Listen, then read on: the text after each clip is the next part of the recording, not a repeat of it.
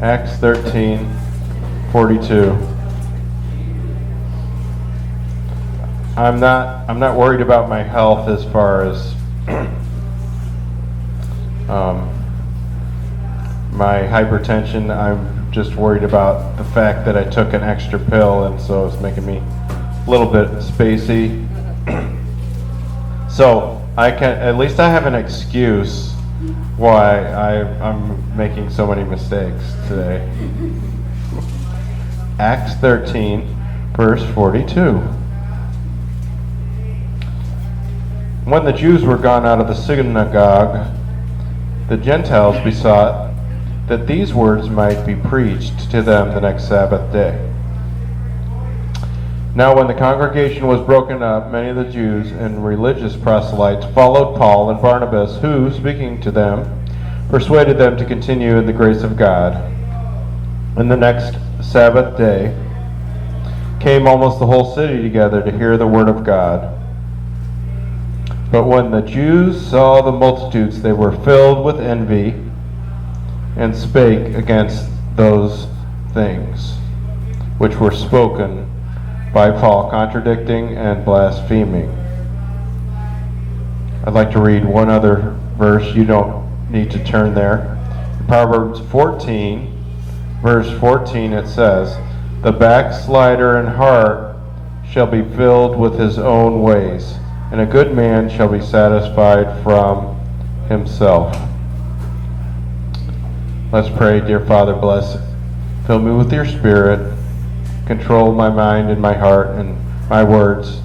May it be exactly what each listener needs. We pray that you fill each listener with your Holy Spirit, that the Holy Spirit may be speaking to them on the inside while I'm speaking to them on the outside. In Jesus' name we pray, amen. So, the Bible says in Proverbs 14:14, the backslider.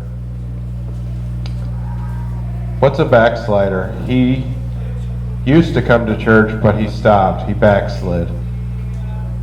He used to do things God's way, but now he wants to do things his own way. The backslider in heart shall be filled with his own ways.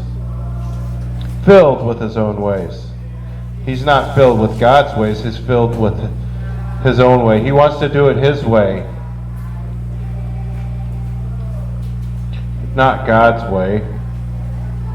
He departed from God's ways so he could do it his own ways. The backslider comes to church and he does it God's way when he's at church, but as soon as he gets off the church property, as soon as he gets back home, he starts doing things his way.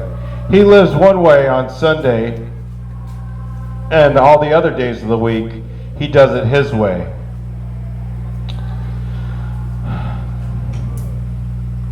He's filled with his own way. But I want to ask you, what are you filled with? What are you filled with?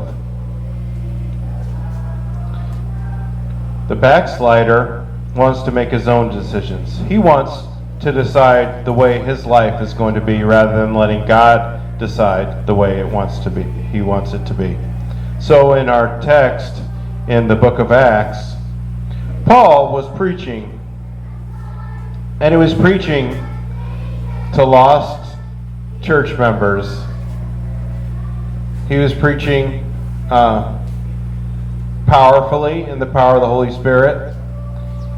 And lives were being changed. People were getting serious about Christianity. People were getting saved. People who were backslid were getting serious and coming back to God.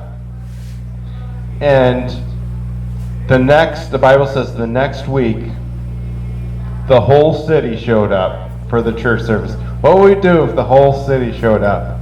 I've got some ideas. I've got a message ready. So everyone, if I don't know what the population of the city is. Does anyone? You know what it is? 80,000. 80,000. I think so how many could we fit 80,000 in here? An 80,000 seat. Has there been an 80,000 seat? I remember we had this big, everyone show up to church day, and I think it was about 12 to 14,000 people. And that was something else. No rock concert, praise God. Just the old-time preaching of the Word of God and the old-time gospel music. Amen. You know, some people get upset when you preach like this because they want you to fail. These people started to speak against the things that Paul was speaking because they wanted Paul to fail. They didn't like the thing that he was preaching. And there's people that want me to fail. They don't want the old-time religion to work. They don't want this kind of Christianity to succeed because they want an excuse to bring in the contemporary music and the contemporary standards. And so they like to see me fail. But I want you to notice how it says they were filled with envy, jealousy, envy, very similar. They were filled with envy. But what are you full of? What are you full of? Are you full of energy? You know, I wish I had the energy that I once had. Are you full of excitement? I want this church building, I want it to be an exciting place. You know, sometimes I think, you know, a lot of people don't, when you invite them to church, they don't come to church because they think it's going to be like a church service they went to before in some kind of denomination. And if I could use this word, boring. So, no, I don't want our church services to be boring.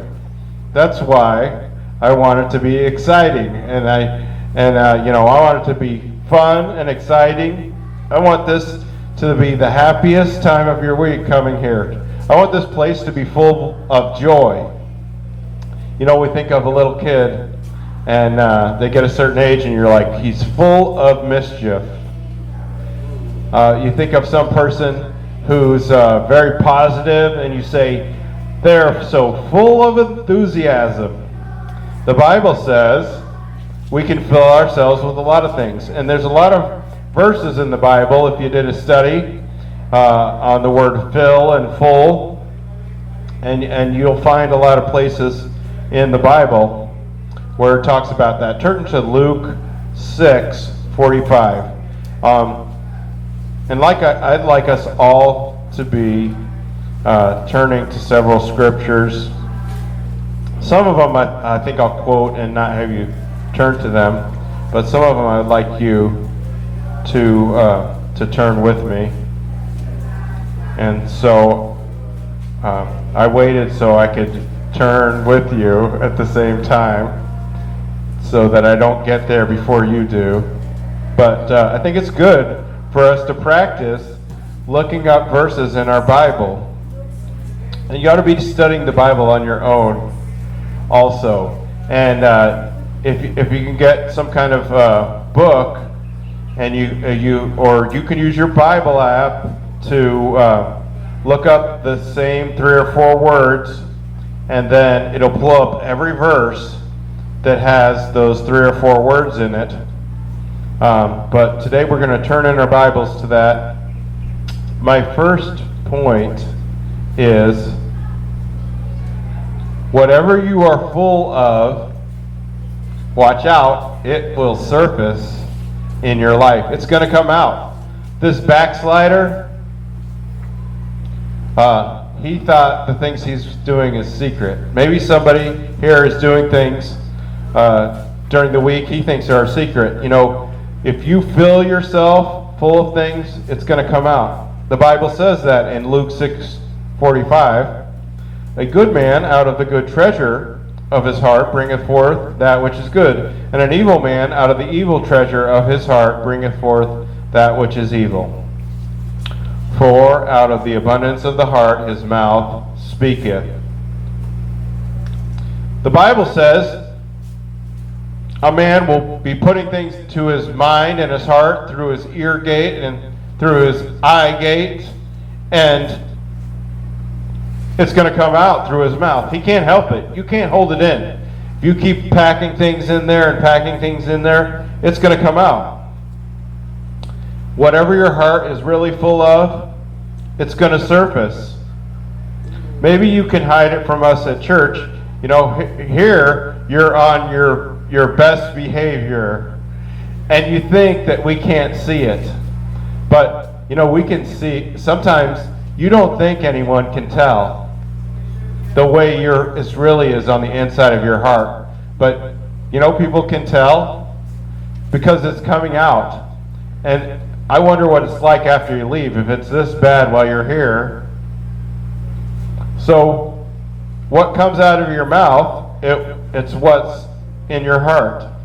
Whatever your heart is full of, it's going to come out. How do you talk? I'm glad for one thing of not knowing the Visayan words, because you know, we can hear the neighbors talking, and I know in America that a lot of people are swearing. Everything, they can't get through one sentence without using a swear word, and it's really sad and disgusting and offensive.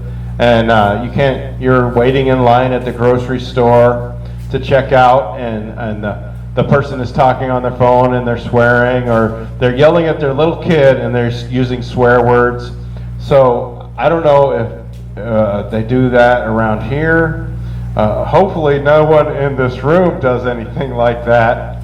But so, you know, we can't keep the secrets from our neighbors. How are you at your house? You know, the sad thing is the stuff that comes out, sometimes it comes out when we're at work.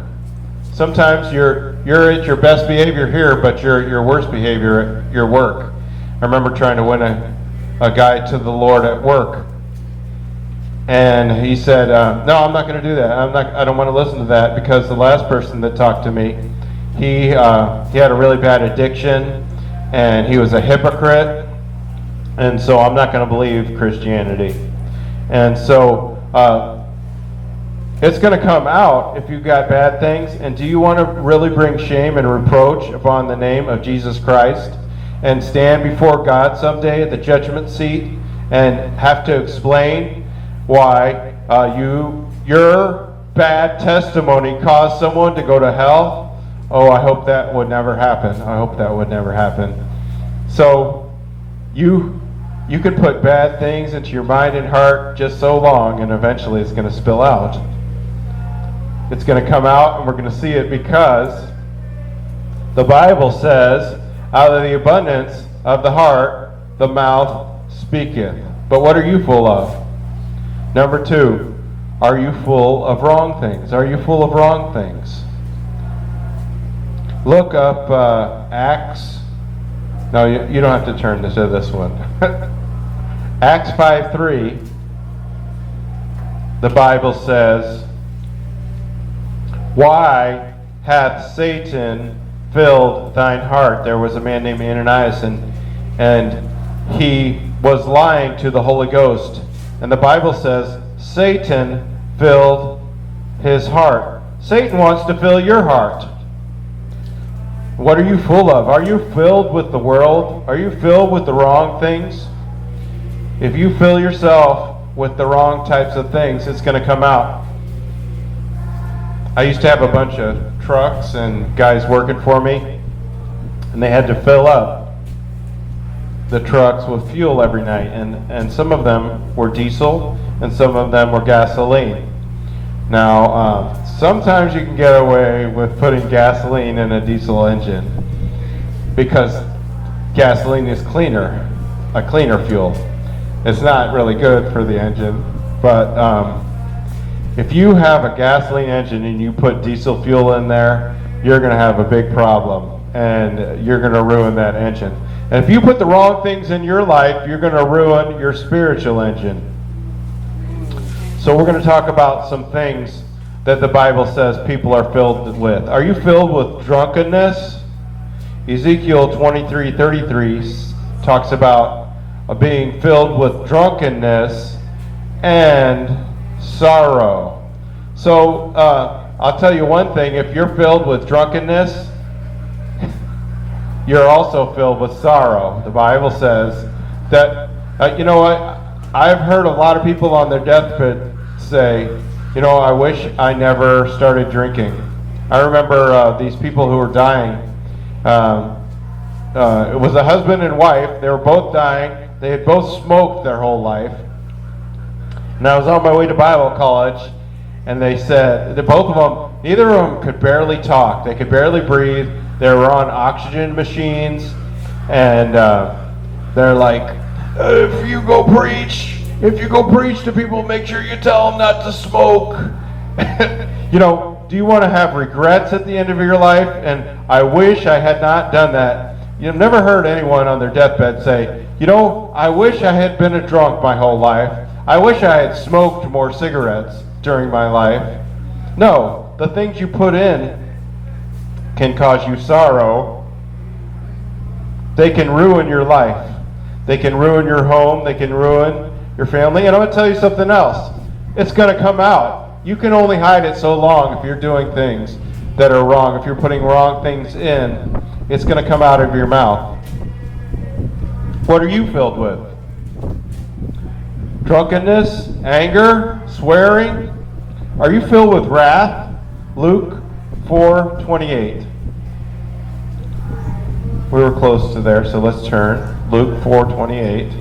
I was close to there a minute ago.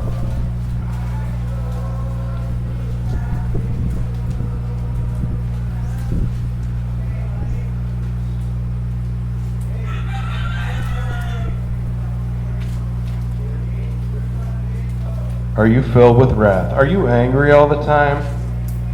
Luke 4:28. And all they in the synagogue, when they had heard these things, were filled with wrath. Filled with wrath. So Jesus had to deal with the same kind of thing that Paul had to deal with.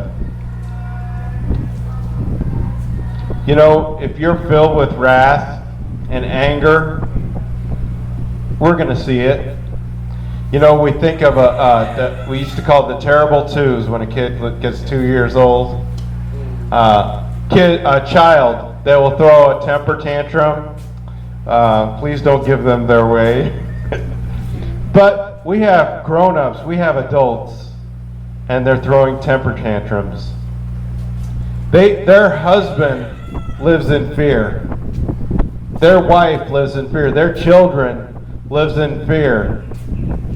Wonder what kind of mood Dad's going to be when he comes home. What kind of mood is Mom going to be when she comes home? Is she going to throw a fit? Is she going to be filled with wrath? Where I live, I drive all the time, and everyone's in a hurry. It's like the total opposite here. No one's in a hurry. We'll get there when we get there. We'll drive as slow as we can. And so they have this problem called road rage. People get angry, and because they're in a hurry. And if you're driving slow, and they'll pass you on the right, they'll pass you on the left, and there's a lot of stop signs, and they'll blow right through the stop sign on the right to get around you. And sometimes people, if you cut them off in traffic, they'll pull up right next to you, and they'll roll down the window, and they'll start throwing things out of their car at your car. Serious. Sometimes people they'll pull out a gun and they'll try to shoot at your car, put bullet holes in your car because they didn't like the way you were driving. So, are you filled with wrath? We can laugh about it because it's not happening to us, but it's sad when grown people get so angry at little tiny things that go wrong. In our scripture, it says they were filled with envy. Are you filled with envy? Are you filled with drunkenness? Are you filled with wrath? Are you filled with envy? Are you filled with bitterness. Lamentations 3:15 says we are filled with bitterness. It's going to surface. If you have a temper, it's going to surface. If you're holding a grudge, it's going to come out. Unforgiveness, that's going to poison you. It's going to come out. You won't forget. People have done bad things. You won't forgive them. You won't forget. There's some people, a man hurt them. And now they hate all men. They're mad at all men. Well, all men didn't hurt you. Some people, a leader let them down. Or a leader hurt them. And now they hate all leaders. I remember out soul winning that we knocked on this door and this lady was swearing and she was mean and rude, and she was saying things that in front of her children that I couldn't believe she was saying.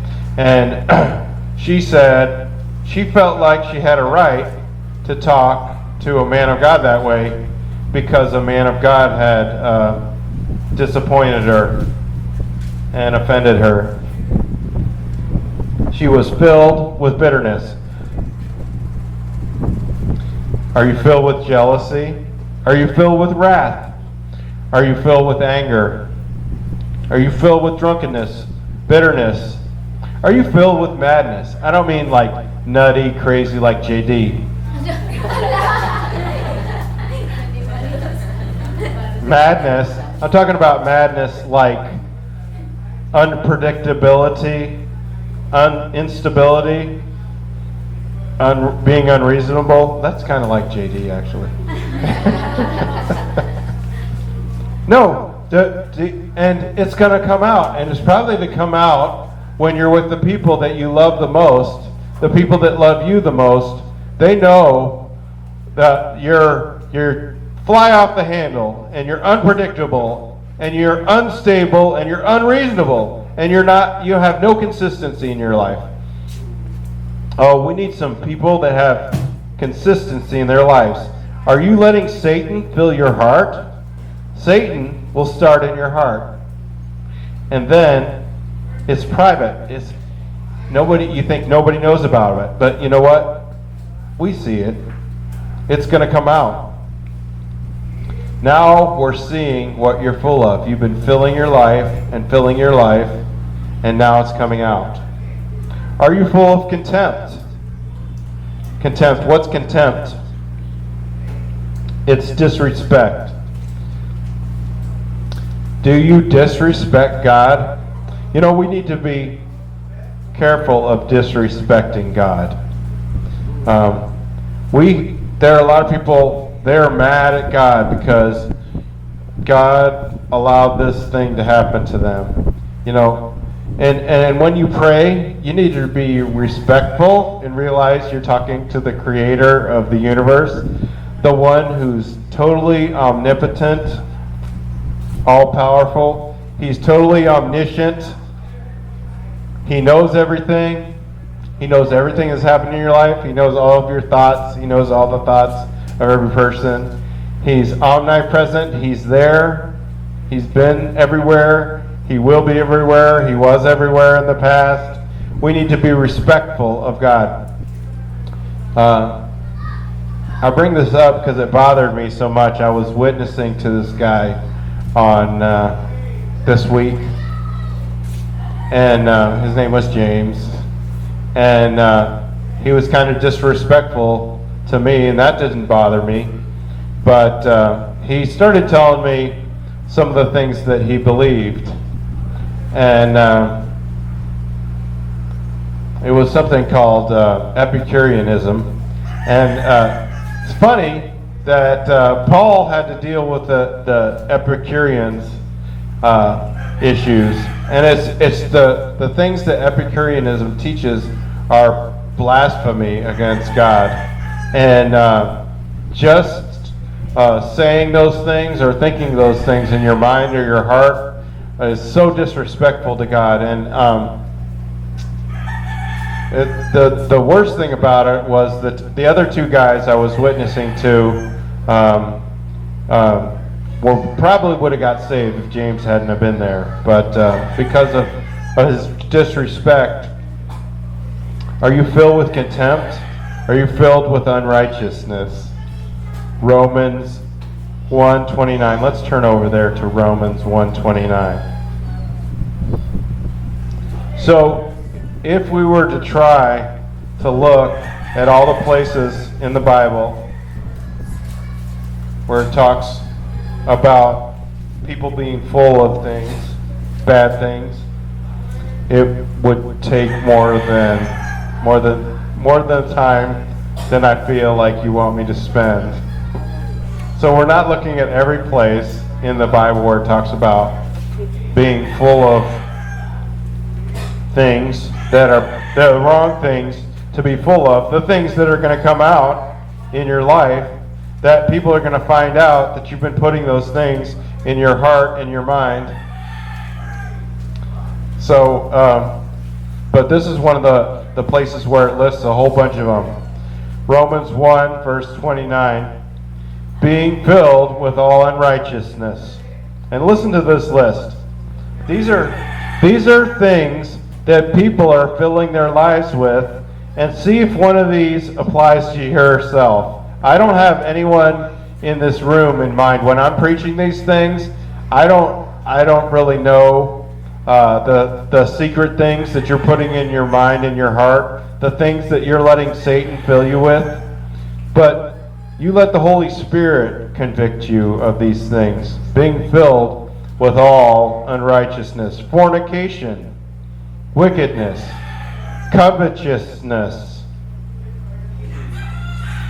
maliciousness, full of envy, murder, debate, deceit, malignity, whisperers, backbiters, haters of God, despiteful, proud, boasters, inventors of evil things, disobedient to parents. Are you filled with disobedience to your parents? Are you filled with disobedience at school, at the job? It's because you've been putting disobedience into you, and now it's coming out. But these things, I think it'd be a good idea to try to define some of these things. But there's a whole group of them that are very similar. Maliciousness, the one where it says maliciousness, debate, deceit, malignity, whisperers, backbiters. Those are all sins of the tongue. And the Bible says in James 3:8, it says the tongue can be like deadly poison. Have you been poisoned? Do you have the sins of your mouth? And it could be the sins of the texts or the posts that you're putting out. You're being critical and mean. It's like poison. It's like poison. You know, it would be a good idea for you if you think that one of these things, if you've been filling these things, you've been filling your heart and your mind, like the backslider in heart filled with his own ways, like Ananias letting Satan fill his heart. Before people find out, maybe you ought to come to an old-fashioned altar and pray for God to help you get those things out of your life before it's too late. You know, if you've been filling yourself with those things, drunkenness, wrath, envy, bitterness, jealousy, madness, contempt, disrespect, unrighteousness, disobedience, sins of the tongue, you're probably filled with confusion. You know, life's hard enough without you being full of the wrong things. I always pray for the Holy Spirit to guide me, and I sometimes I feel like I said or did the wrong thing, but I'm always trying. I haven't come very far. I'm not the example. I make mistakes, but I'm trying, and my biggest critic is me, and I'm always working on it. But you don't want any extra confusion. You don't want to have extra confusion. In Acts 19:29, it says, the whole city was filled with confusion. Right. Why are you confused? Because you're filled with your own way. You want to do it your way instead of God's way. And that's going to fill you with confusion. You know, if you get married your own way and not God's way, it's going to be confusing. You know, let me tell you something about marriage. It's confusing enough when you do it the right way. You don't need the extra confusion of getting married your own way. So are you filled with these things? Think about it. Drunkenness, wrath, envy, bitterness, madness, contempt, unrighteousness, confusion. If you're filled with those things, you're probably filled with shame. You know the sad thing about shame? It makes you feel dishonorable. God could use some of you, but you don't feel like God could use you. You don't feel like God could use you because you know what you've been putting in your mind and heart, and you feel like, you know, I don't know if I could be a soul winner. Yes, you can be a soul winner. You can be. Everyone can be a soul winner. Even if you've been putting bad things, you need to be a soul winner. But you've got low self-worth, and it's a result of self-inflicted wrongs. You know, when you commit sin, you're supposed to feel convicted. I hope when you commit sin, you feel convicted. But if you do wrong over and over and over again,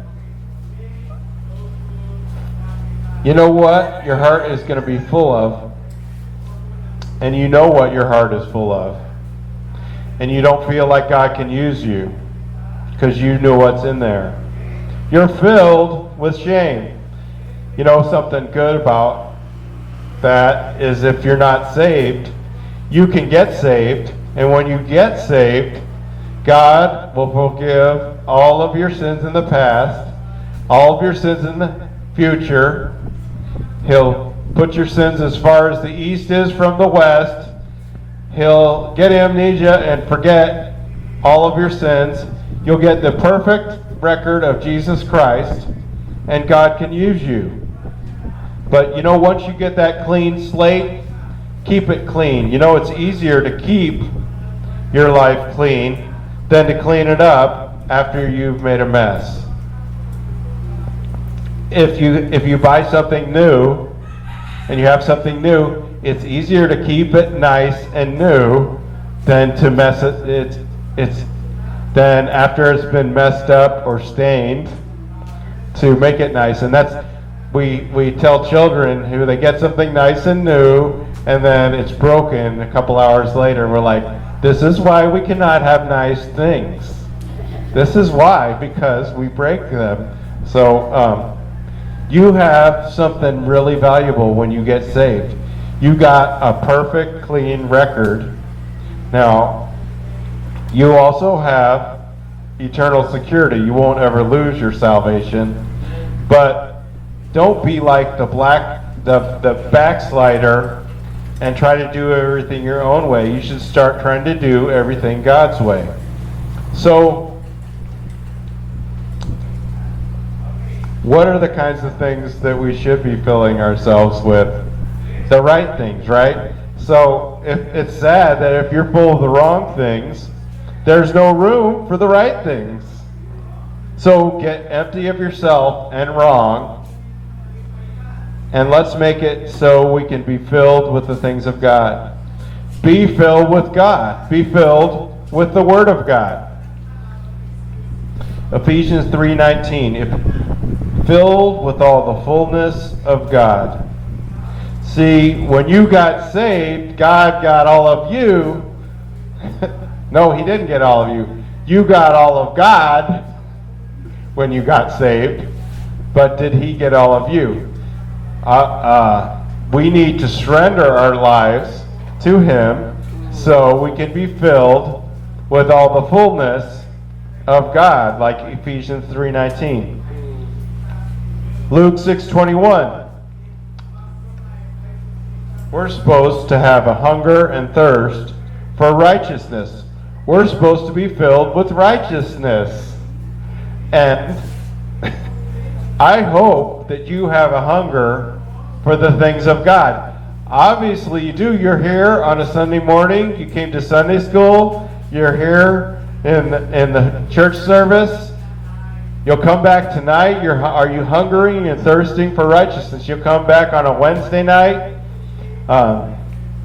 Hunger and thirst. Fill yourself with righteousness. Fill yourself with the Word of God. Psalm 119:11. Thy word have I hid in my heart that I might not sin against thee. Fill yourself with joy. You know what's going to come out. Are you never smiling? Are you never smiling? Would somebody look at you and say, wow, she's filled with joy. She's always smiling. She's always positive. She's always happy. Or is it the other way? Oh man, you can just see it. She's so bitter and angry. And she's mean to everyone. And she'll fly off the handle. Hey, it's coming out. And even if you don't think people can see it, people know what you've been filling yourself. In Acts 6:8, they were choosing men to help in the church. And they picked a man named Stephen because he was filled with faith. We're supposed to be filled with faith. Faith in what? Faith in the Word of God. Faith, this little boy, the teacher came to him and said, Willie, what are you drawing? He says, I'm drawing a picture of God. He's like, Willie, the teacher's like, Willie, nobody knows what God looks like. Willie said, well, they will when I'm done. So that's faith. Believing you know God's will and doing it. Confidence. Faith in the Word of God. Come back Wednesday night. I'm going to teach you some things about faith. This is the commercial time. Tune in Wednesday for the Faith series. The heroes of the faith. Hebrews 11. All these people with faith. I can't wait to teach you about faith. Do you hunger and thirst? Are you filled with joy, the Word of God, and faith? Faith is obedience without regard to consequence. Are you filled with comfort? The 2 Corinthians 7:4. If you get filled with comfort, the great thing about it is you're not only you get comforted, but you can use that comfort to comfort other people. You know, you go through something bad and you get filled with comfort and you get through it, and then somebody else is going through that same bad thing. You can comfort them with the same comfort that God gave you. Some search for comfort. They'll go to psychiatrists, they'll take drugs, they'll try alcohol, they'll try relationships with people they have no business having. They're looking for peace, they're looking for comfort, they're looking for happiness. But we're supposed to get it from God. They can't find it. You know why they can't find it? They're filled with something else. They've been putting other things. And we need to be filled with the Holy Ghost. Acts 4:8. Peter was filled with the Holy Ghost.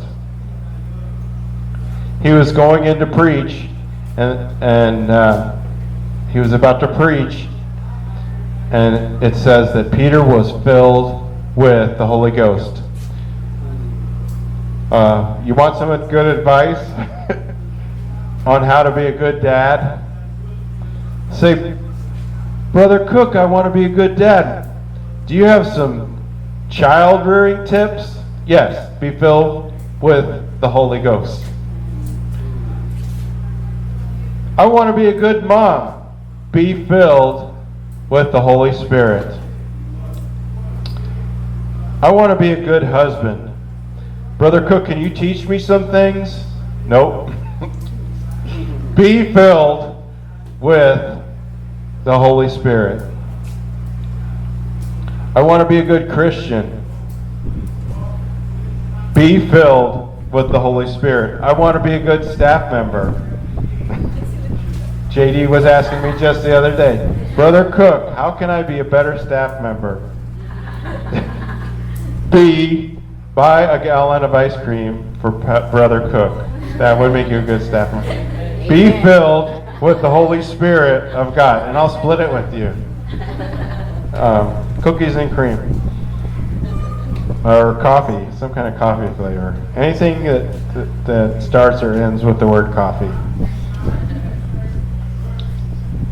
You know, church members, we need to be filled with the Holy Spirit. And if we're filled with the Holy Spirit, you know, that'll solve a lot of where I'm offended, he said, she said, he did that. All of our little problems, all these little fires that start up that we have a problem with someone, they have a problem with us, and you know, Pastor Mike has to solve these problems because I'm not going to solve them.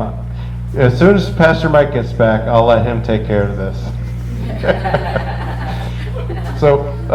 But we won't have any problems with other people in the church if we would be filled with the Holy Spirit of God. I want the Truth Baptist Church, last of all, to be filled with the glory of God. Filled with the glory of God. In 1 Kings 8:10, it says, the priest could not stand to minister because the temple was filled with a cloud and with the glory of God. And I want the glory of God to be on this place. I want the glory of God to fill this place. You know how God's going to do it? By filling the glory of God into each of our lives. I want God's glory to fill this place on Sunday morning, on Sunday night, on Wednesday night, on Tuesday night prayer meeting. I want it to fill this place on Saturday morning, our soul winning. I like it. I hope when Pastor Mike comes back, he keeps the name. So tell him you like it. I want people to feel like they're welcome here. And you know what? How they'll feel that they're welcome? Visitors are welcome here. If they feel like God is here, they feel the presence of God, they feel the glory of God, and they're not going to feel that unless we're filled with the glory of God. I want souls to be saved here. I want God speaking to hearts. I want your hearts to be filled with the glory of God. It's a sad story in 1 Samuel. A child was born, and they named him Ichabod. And it says the name Ichabod means the glory has departed. You know the backslider?